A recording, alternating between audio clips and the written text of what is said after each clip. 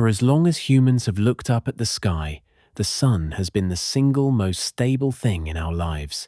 It rises, it sets, and it has done so for billions of years. Civilizations rise and collapse under its light. Entire species appear and vanish while the sun remains unchanged. But astronomers now know something that most people never think about. The sun is not eternal. It has a lifespan, a timeline, and an unavoidable end. And the physics that fuels its brilliance is the same physics that will one day destroy it. The only question is when and what the final moments will look like from Earth. The sun is a G-type main sequence star, powered by nuclear fusion deep in its core. Every second, it converts more than 4 million tons of hydrogen into helium, releasing energy that keeps the solar system intact. But hydrogen is finite. Over time, the sun's core becomes heavier with helium ash, making fusion less efficient. To maintain the same energy output, the core must compress and heat up. That subtle change, happening slowly over billions of years, sets the stage for a dramatic transformation. We tend to think of stars as stable, but they live on a predictable track, one controlled by mass, temperature, composition, and the relentless math of fusion. Millions of observations from missions like SOHO, SDO, and Gaia reveal that the sun is already brighter than it was in Earth's early history. Not by much, only about 10% per billion years, but the trend is accelerating. Eventually, the sun will leave the main sequence entirely. When the core runs out of hydrogen, fusion will shift outward into a surrounding shell, causing the star to expand into a red giant. At that stage, the sun will swell to more than 200 times its current size, swallowing Mercury, Venus, and possibly Earth. This isn't science fiction. It is standard stellar evolution, supported by models from the European Southern Observatory, NASA, and every major astrophysics institution. But explosion means something more precise in astronomy. The sun is not massive enough to go supernova, but it will undergo a violent transformation of its own, a catastrophic shedding of its outer layers in a sweeping, luminous event known as a planetary nebula ejection. To the human eye, it will appear as if the sun bursts outward, casting off vast shells of plasma into space. What remains will be a white dwarf, an exposed core the size of Earth, glowing fiercely with the last remnants of nuclear heat. This fate isn't billions of years of gentle fading. It is a sequence of escalating, observable steps. The sun will grow hotter and brighter. Solar storms will intensify. The habitable zone will shift. Earth's oceans will boil. The atmosphere will escape. And finally, the sun will expand into a red giant that engulfs the inner solar system. The end of the sun is not a question of if. It is a timeline waiting to unfold, and the next parts explore exactly how close we are, what warning signs we'll see first, and what humanity would witness in the sun's final days. Most people imagine the sun as perfectly steady, a cosmic light bulb burning at a constant brightness. But astrophysicists know that isn't true. The sun is already evolving, and the evidence is visible in real time. These changes aren't dramatic enough to threaten us now, but they reveal a star slowly moving along its life cycle. The same physical processes that will eventually push it into a red giant phase are happening quietly beneath the surface today. The first warning sign is its increasing luminosity. Measurements from satellites like SOHO, SOURCE, and NASA's Solar Dynamics Observatory show that the sun brightens by about 1% every 100 million years. That sounds small, but in climate terms, it's enormous. Even a 1–2% increase in solar output is enough to destabilize Earth's long-term climate. This upward trend is baked into stellar evolution. As the sun's core accumulates helium, it contracts slightly, forcing temperatures higher and boosting fusion. The result is a slow but steady rise in brightness that has been ongoing for billions of years. The second signal comes from the sun's magnetic cycle, the rhythm of sunspots, solar flares, and coronal mass ejections. These eruptive events follow an 11-year cycle, but recent solar maximums have been stronger and more unpredictable than earlier models predicted. Data from Solar Cycle 25 shows higher activity than expected, suggesting that the Sun's internal magnetic field is growing more chaotic as structural changes accumulate deep inside. Increased solar storms don't threaten Earth's existence, but they are a reminder that the Sun is not static. Its behavior becomes more volatile as fusion conditions shift. Another subtle but important clue lies in helioseismology, the study of sound waves moving through the sunday. Just as earthquakes reveal Earth's interior, solar oscillations reveal temperature and density in the Sun's core. Over the last 2 decades, instruments on SOHO and the Global Oscillation Network Group have shown shifts consistent with a core that is compacting and heating slightly faster than expected. These are tiny changes, but they align with predictions of a star slowly approaching midlife transition. Even the solar wind, the constant stream of particles flowing from the Sun, has begun to show signs of long-term decline. Research from the University of Chicago and NASA's Ulysses mission indicates that the solar wind is weakening compared to previous decades. A weaker wind means the Sun's magnetic field is losing pressure, a condition typical of middle-aged stars moving toward later evolutionary stages.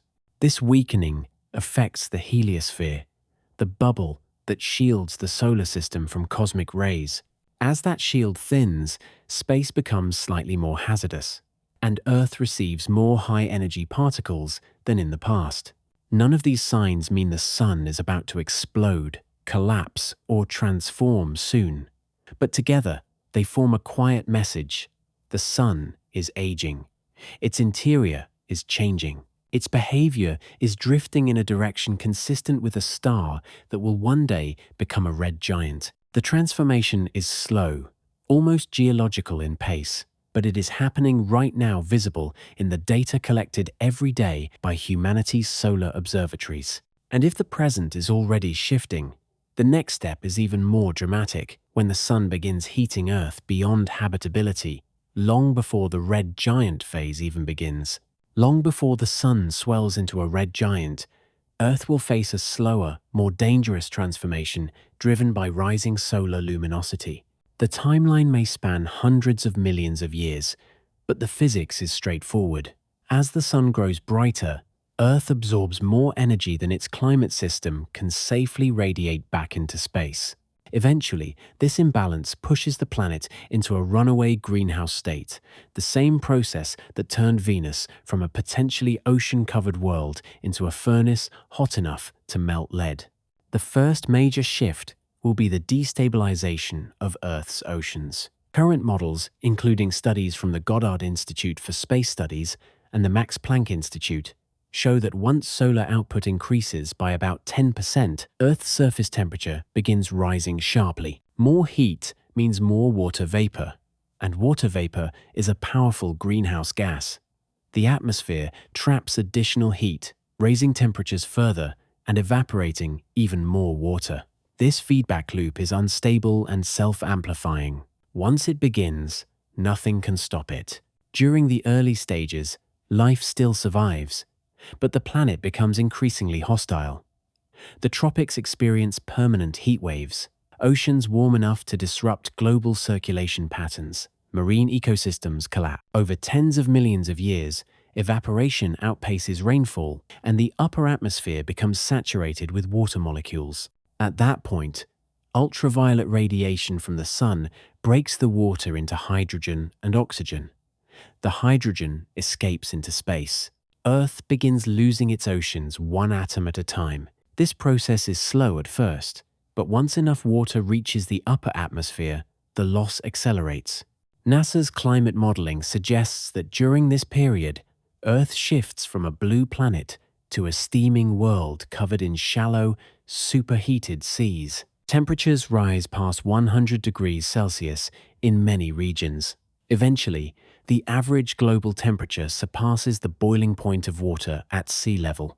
Oceans turn into vast, slowly shrinking basins of hot vapor. Within a few 100 million more years, Earth's oceans disappear entirely. With no oceans, Earth's climate enters its final stable state, a dry, barren world with an atmosphere filled with carbon dioxide, water vapor residues, and trace gases. Plate tectonics weaken. Chemical weathering stops. The greenhouse effect intensifies further, driving surface temperatures into the hundreds of degrees. Even extremophile organisms that live in boiling hydrothermal vents today would be unable to survive. By the time the Sun reaches this stage, Earth will resemble a hotter version of present-day Venus. The planet becomes uninhabitable long before the Sun's visible transformation begins. For humanity, or any advanced civilization, the final warning signs would be clear: rapidly warming oceans, collapsing climate systems, and the irreversible loss of the hydrosphere. But this is only the beginning.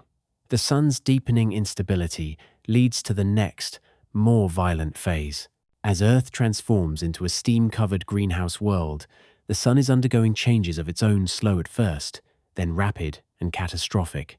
The transition from a stable yellow star to a red giant is one of the most dramatic stages in stellar evolution.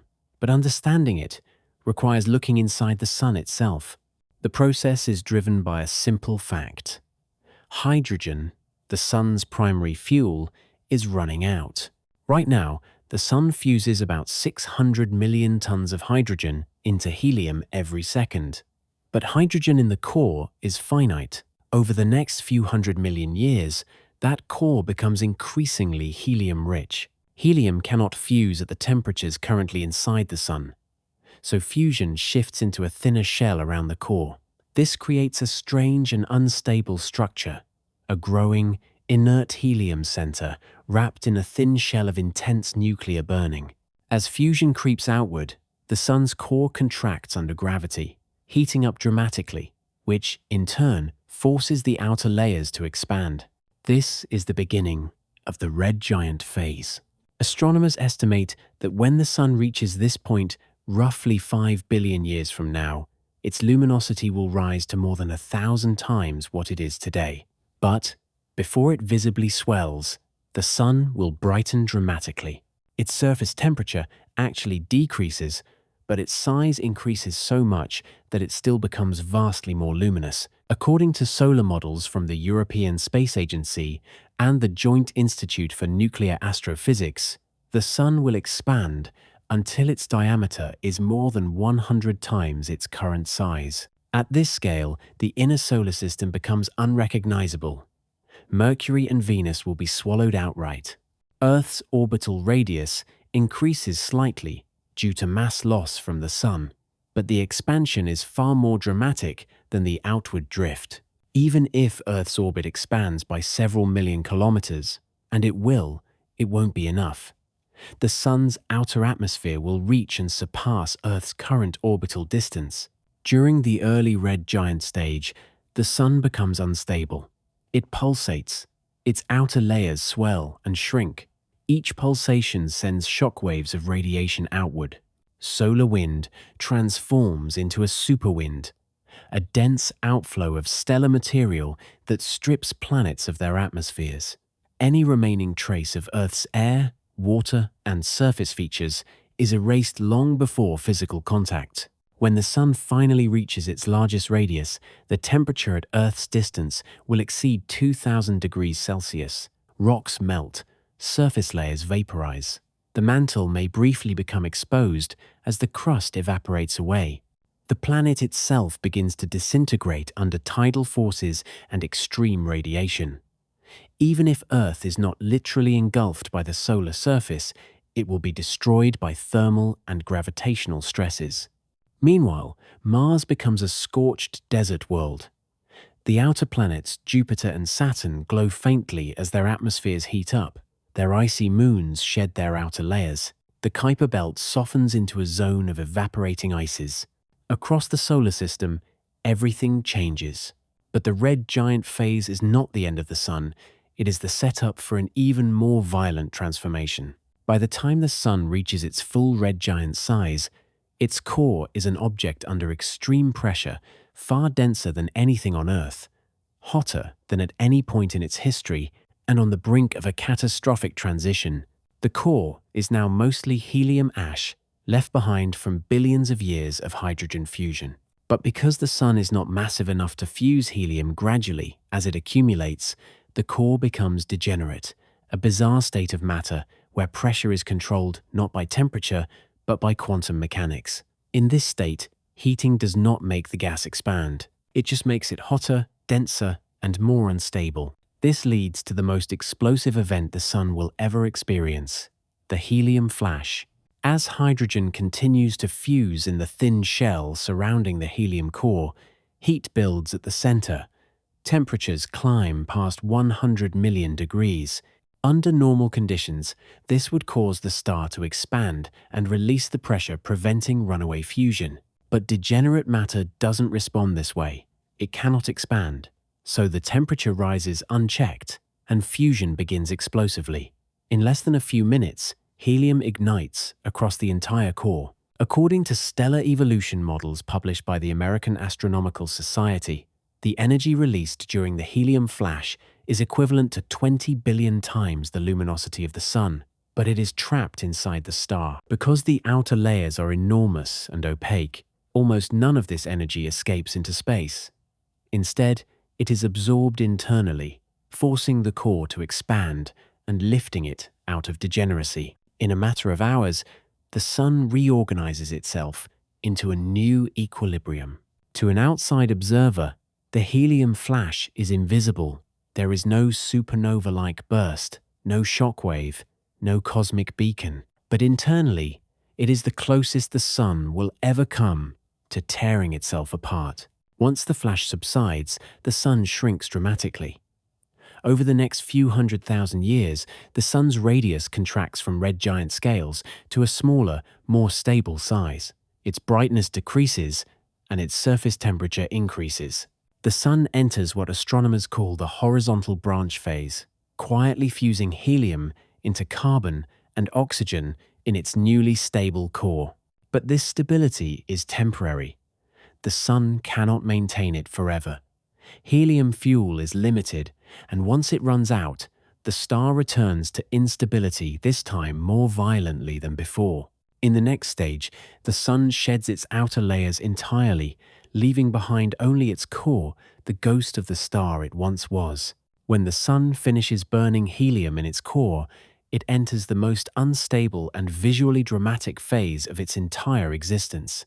The helium that once provided stability runs out, leaving behind a dense carbon-oxygen core surrounded by shells of hydrogen and helium that continue to fuse in intermittent bursts. Each burst causes the Sun's outer layers to swell, cool, and become increasingly fragile. Over hundreds of thousands of years, the Sun becomes a highly variable giant, pulsating, expanding, and shedding mass in increasingly powerful waves.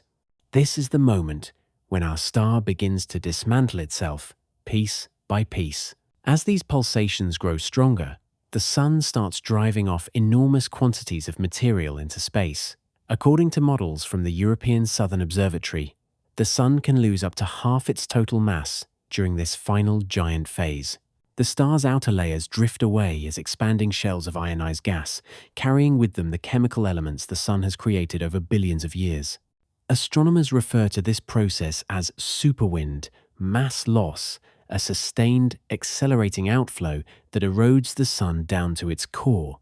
The wind speed is slow on cosmic scales, around 10-20 kilometers per second, but relentless. The gradual shedding eventually exposes hotter and hotter layers beneath the surface. Once the Sun shrinks enough for its white-hot core to emerge, everything changes. The exposed core is extremely hot, easily 100,000 Kelvin or more, and releases intense ultraviolet radiation. This radiation collides with the previously ejected shells of gas, energizing them and causing them to glow. What was once invisible, drifting material suddenly lights up as a vast, colorful bubble surrounding the dying star. This glowing structure is what astronomers call a planetary nebula, a misleading historical name that stuck simply because early telescopes made these objects look planet-shaped. Planetary nebulae are incredibly diverse in shape: spherical bubbles, intricate rings, bipolar jets, but they all represent the same phenomenon: a star exposing its core and illuminating the remnants of its own atmosphere. For a star like the Sun, the nebula will stretch 1 to 2 light years across and remain visible for only a brief moment in cosmic time, maybe 10,000, 20,000 years, before fading into the interstellar medium. From Earth, the spectacle would be unmistakable if Earth were still capable of hosting observers. As the Sun nears the end of its red giant phase, our planet would already have been scorched, stripped of its atmosphere, and likely swallowed. But in principle, a distant civilization watching our Sun would see it transform into a glowing, expanding shell, the Sun's final display, before retiring as a white dwarf. After the nebula disperses, all that remains of the Sun is its core, a dense, Earth-sized white dwarf slowly cooling over trillions of years. When the Sun finishes expelling its outer layers and the planetary nebula fades into space, what's left behind is the star's exposed core, a white dwarf. This is the final, permanent state of a Sun-like star. No more fusion, no more expansion, no more dramatic changes. Just a dense, cooling ember containing nearly all the mass that once powered our solar system. A white dwarf is unlike anything we encounter in ordinary physics. Even though it will be roughly the size of Earth, it will contain about half the mass of the Sun, compressed into a sphere only about 10,000 kilometers wide. That extreme density is possible because the atoms inside are crushed so tightly that electrons can no longer orbit freely. Instead, they form an exotic structure called degenerate matter, a state where quantum mechanics, not temperature or pressure, determines the stability of the star. In a normal star, gravity tries to collapse the star inward, while nuclear fusion pushes outward. In a white dwarf, fusion is gone.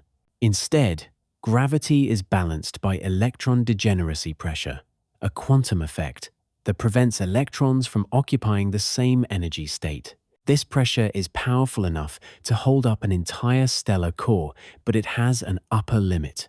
That limit is known as the Chandrasekhar limit, approximately 1.4 solar masses. If a stellar core exceeds it, degeneracy pressure fails and the core collapses into a neutron star or black hole. But our Sun is far too small to reach that threshold. Its white dwarf stage is stable and permanent. The young white dwarf will be incredibly hot, upward of 100,000 kelvins, but without a fusion source, it will cool steadily. Over trillions of years, it will fade from white to blue-white, then yellow-white, then red, and eventually into a cold black dwarf. This final stage is theoretical, because the universe itself is not old enough for any white dwarfs to have cooled that far. But mathematically, that is the Sun's ultimate destiny. A frozen, lightless remnant containing the ashes of its nuclear past. Meanwhile, the solar system around the white dwarf will be unrecognizable. The inner planets will be gone. The outer planets, Jupiter, Saturn, Uranus, and Neptune, may survive, but their orbits will shift outward as the Sun loses mass during the red giant phase. Asteroids and comets from the far reaches of the solar system may spiral inward due to gravitational perturbations. Many white dwarfs observed today show signs of metal contamination in their atmospheres, evidence of planetary debris raining down and being vaporized. Our Sun will almost certainly experience the same fate. To a distant observer, the Sun's white dwarf era will seem quiet. A single, pale point of light, surrounded by debris and cooling dust. But at the atomic level, it is one of the strangest objects in the universe, a star supported entirely by quantum rules rather than nuclear fire. Long after the Sun becomes a white dwarf, its story continues, slowly, quietly, and over a timescale far longer than the current age of the universe. A white dwarf shines only because it is still hot from its previous life. With no fusion left inside, It cools strictly by radiating heat away into space. This cooling process takes an extraordinary amount of time, hundreds of billions to trillions of years, depending on the white dwarf's mass and composition. The Sun's remnant will follow this same trajectory. As the white dwarf cools, its surface temperature will drop steadily from over 100,000 kelvins to just a few thousand, then hundreds, and eventually only a few degrees above absolute zero. During this time, the object becomes dimmer and redder, then infrared only, and eventually invisible to anything except extremely sensitive detectors. The Sun will no longer emit visible light. It will no longer warm space around it. In every practical sense, it will have gone dark.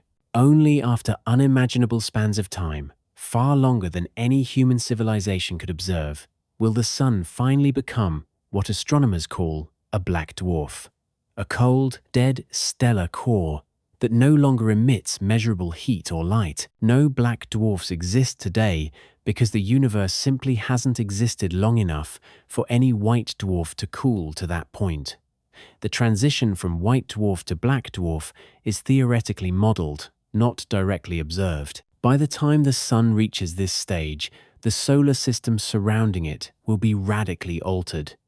The planets that survive the red giant phase will have drifted into distant, widened orbits. Over billions more years, gravitational interactions could destabilize them. Jupiter may be ejected. Saturn might collide with another body. Some objects may spiral inward and be torn apart by the white dwarf's gravity long before it cools into a black dwarf. The Kuiper belt and Oort cloud will also change. Passing stars, interstellar tides, and galactic drift will strip away most of the Sun's distant icy objects. Many will be flung out entirely. Others may fall in toward the cooling remnant and become metal-rich pollution in its atmosphere, just like the debris we observe around many white dwarfs today. By the black dwarf era, even those processes will have stopped. Every orbit will have either decayed or stabilized. The solar system will be a cold, sparse arrangement of frozen worlds and drifting rock illuminated by nothing. Any nearby interstellar visitor would see a dark object with the mass of half a sun, radiating almost no heat, detectable only by gravity. This is not the violent destruction seen in Hollywood depictions of stellar death. Instead, it is a slow transition to silence a star that once powered life and shaped planets quietly fading into a near-eternal equilibrium. Physics predicts that the Sun's black dwarf stage will last almost indefinitely. Nothing dramatic remains. No nuclear reactions, no eruptions, no future evolution. Just a cold remnant, sitting in the dark of a universe that will, by then, be changed beyond recognition. When the Sun exhausts its fuel and ends its life as a white dwarf, the solar system does not simply freeze into place, it reshapes itself under new physics. Everything that once depended on the Sun's warmth, magnetic field, and gravitational strength enters a drastically altered future, and each planet meets a different fate. Mercury and Venus will be long gone by the time the Sun becomes a white dwarf. Both worlds will be engulfed and destroyed during the Sun's red giant phase. Their material will be absorbed, heated, and ultimately mixed into the Sun's outer layers before being blown off in the final planetary nebula. These planets will not leave remnants, they simply cease to exist. Earth will suffer the same fate. Although some models suggest Earth might barely avoid being physically swallowed, the Sun will shed nearly half its mass during the red giant phase, causing Earth's orbit to expand outward. But this doesn't save it. Long before the expansion reaches its maximum size, the Sun's intense heat, solar winds, and tidal forces will vaporize the oceans, strip the atmosphere, and melt the crust. By the time fusion ends, Earth is simply a charred metal core spiraling inward or breaking apart. Nothing resembling our planet survives. Mars has a small chance of enduring as a physical body, but it will be transformed into a frozen desert, drifting on the edge of the Sun's dwindling gravity. Without sunlight or heat, its atmosphere collapses and its surface cools to hundreds of degrees below zero. If it remains gravitationally bound, Mars becomes a quiet, airless relic, orbiting an increasingly dim stellar ember. Jupiter and Saturn, being gas giants, will not evaporate, but their orbits will widen dramatically as the Sun loses mass. With the Sun reduced to only about half its current weight, these giants drift farther away, their years becoming much longer. Their moons, Europa, Titan, Ganymede, Enceladus, may actually become more gravitationally stable because tidal heating fades. Any oceans beneath their icy shells will eventually freeze solid. But the most dramatic changes occur not to the planets, but to their dynamics. As the Sun weakens, its gravitational hold on the solar system becomes looser. Orbits become vulnerable. Many scientists predict that over billions of years, Jupiter and Saturn may be ejected entirely. A close encounter between the two giants could send one flying into interstellar space. The remaining planets would destabilize further, creating a chain reaction where multiple worlds escape into the galaxy as rogue planets. The Kuiper Belt and Oort cloud are even more fragile. Passing stars, which are currently rare intruders, will easily strip away the Sun's outermost icy bodies. Almost the entire Oort cloud will be stolen by the Milky Way. Only a small cluster of comets may remain bound to the Sun's fading remnant. When the Sun finally cools into a black dwarf, the solar system will no longer resemble the structure we know. At best, it will be a dark, nearly empty arrangement of frozen planetary cores and drifting rocks. At worst, only the black dwarf will remain a lonely mass with nothing left orbiting it. This is the long-term consequence of stellar death. Not an explosion, not a catastrophic collapse, but a slow unmaking of a planetary system that once supported life. If Earth were somehow still present, suspended in the widened orbit, it drifts into as the Sun sheds its mass. The final moments of sunlight would not arrive suddenly. They would unfold as a slow, unnerving transformation. For billions of years, daylight would steadily dim, not because the Sun is moving away, but because its engine is failing. The Sun's surface temperature would fall, its color shifting from a brilliant gold to a deep, fading red. Noon skies, once bright enough to cast sharp shadows, would take on the softness of permanent sunset. As fusion dwindles, the Sun's outer layers expand into a swollen red giant. From Earth's perspective, the Sun no longer resembles a star. It becomes a massive, distorted atmosphere, filling half the sky in a dull, crimson glow. The horizon no longer darkens at sunset. Instead, the entire sky radiates with a red haze that drowns out all but the brightest stars. Temperatures soar, oceans boil away, and the atmosphere peels off into space. But long after life has ended, the Sun still burns, though weakly. Eventually, the great expansion stops. The Sun ejects its outer layers in a planetary nebula, a final exhalation of gas drifting outward in glowing shells. If Earth still existed, this would be the closest thing it would ever see to a cosmic aurora. The sky would not be filled with fire, but with delicate curtains of color, greens, blues, purples, and gold, illuminated by ultraviolet light from the shrinking core. The nebula itself might cast enough light to briefly restore a dim, ghostly day, but it would be nothing like sunlight, more like living inside the fading halo of a dying world. At the center of this nebula, the Sun's true end state emerges, a white dwarf, no larger than Earth but more massive than half the solar system. In the sky, it appears not as a disk, but as a single point, a painfully bright star with no warmth. Day and night become meaningless. The only illumination is starlight, and even that slowly weakens as the white dwarf cools. Centuries become millions of years. The nebula disperses. The Sun fades to a pale blue-white spark, its brilliance draining away as it radiates its last thermal energy into space. The sky, once ruled by a blazing star, becomes a dense field of unfamiliar constellations. The Milky Way glows brighter now, unobstructed by the Sun's former glare. And then, one day though, day, no longer has meaning. The final transition arrives. The white dwarf exhausts the last of its residual heat.